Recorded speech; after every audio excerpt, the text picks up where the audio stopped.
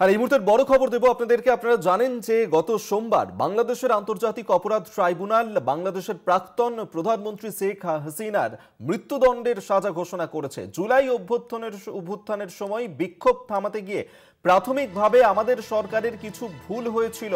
আমরা সন্ত্রাস থামাতে চেয়েছিলাম।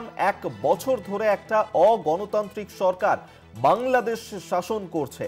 কয়েক হাজার নেতা কর্মী জেলবন্দি, সংসদের 100-রও বেশি জনপ্রতিনিধি জেলবন্দি, কোনো তদন্ত হয়নি, কোনো বিচার হয়নি, এমনটাই কিন্তু বলেছেন বাংলাদেশের প্রাক্তন প্রধানমন্ত্রী শেখ হাসিনার ছেলে সজীব ওয়াজেদ। এবং তার প্রতিক্রিয়া এই মুহূর্তে সামনে উঠে এসেছে, যেখানে সোমবারই প্রাক্তন প্রধানমন্ত্রী শেখ হাসিনা তার ফাঁসির সাজা ঘোষণা করেছে বাংলাদেশের আন্তর্জাতিক অপরাধ ট্রাইব্যুনাল। তারপর থেকেই অশান্ত হয়ে উঠেছে Bangladesh.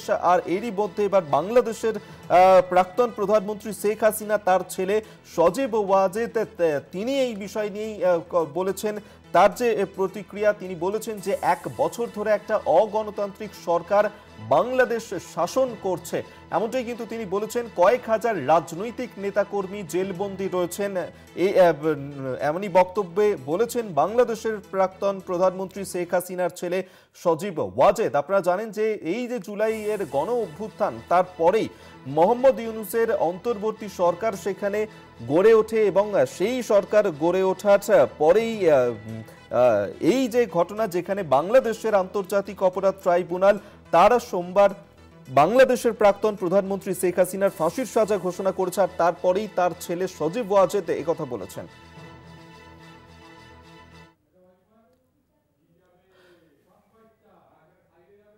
Look, our government during the protests last year, আপনাদেরকে শোনাবো যে বাংলাদেশের প্রাক্তন প্রধানমন্ত্রী শেখ হাসিনা তার ছেলে সজীব ওয়াজেদ কি বলেছেন, শুনবো।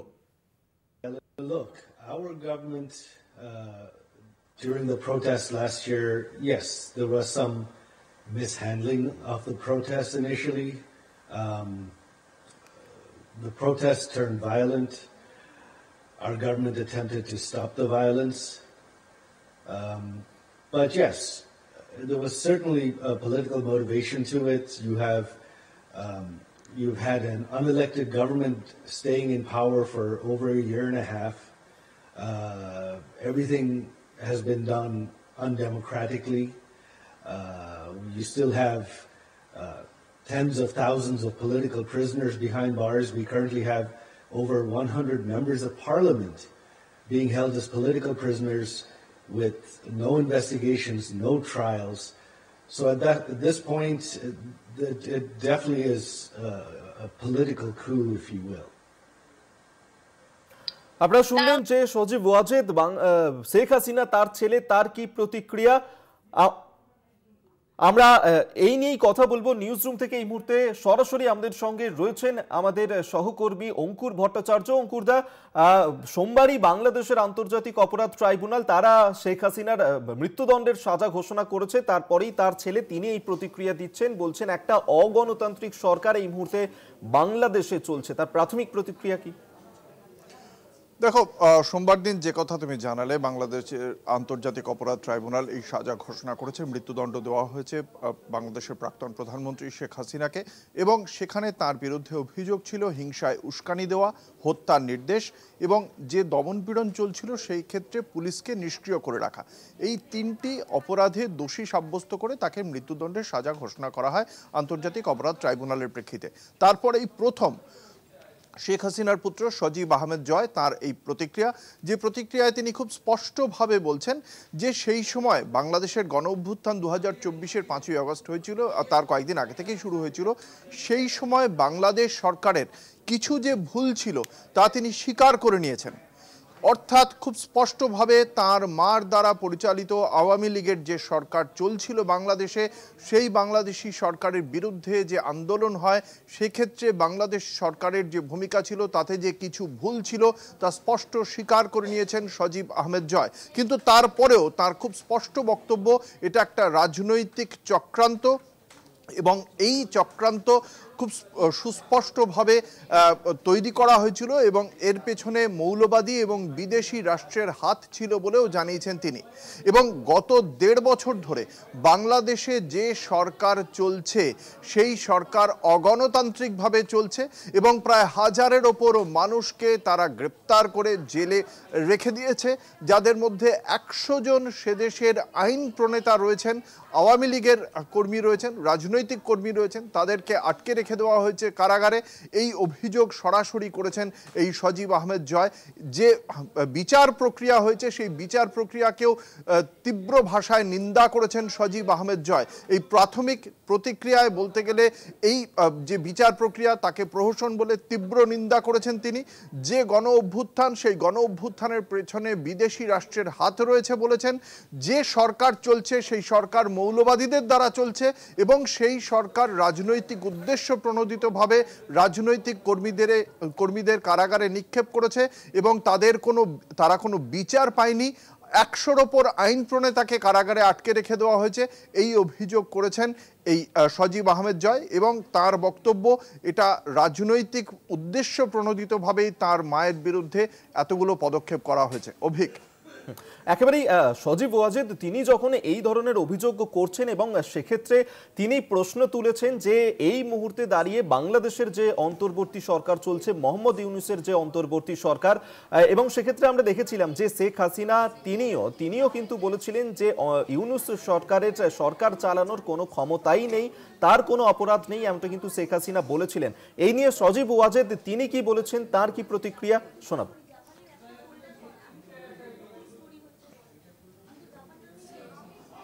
No, we've not received any threats whatsoever. The only slight issue was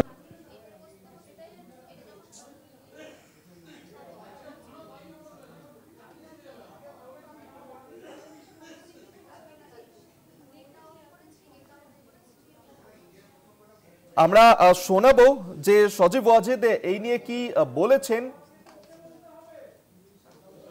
তবে আপনাদেরকে জানিয়ে রাখবো যে শেখ হাসিনার ছেলে সজীব ওয়াজেদ তার যে এই প্রতিক্রিয়া, সেখানেই তিনি ইউনূস সরকারকে নিয়ে তিনি বলেছেন যে 1 বছর ধরে অগণতান্ত্রিকভাবে সেখানে সরকার চলছে, কয়েক হাজার রাজনৈতিক নেতাকর্মী জেলবন্দি চলছে এবং সেই নিয়েই মোহাম্মদ ইউনূসের সরকারকেই ফের একবার কাঠগড়ায় তুলেছেন তিনি। এবং তার মায়ের এই যে মৃত্যুদণ্ডের সাজা ঘোষণা, তার পিছনে রয়েছে রাজনৈতিক চক্রান্ত, এমনটাই বলেছেন শেখ হাসিনার ছেলে Sajeeb Wazed.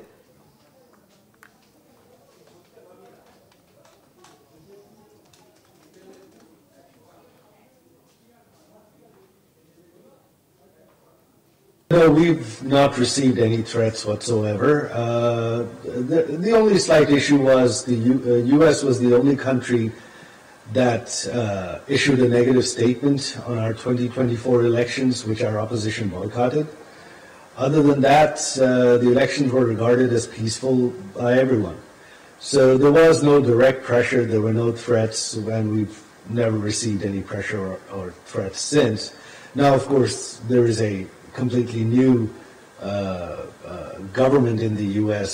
and the situation is completely different.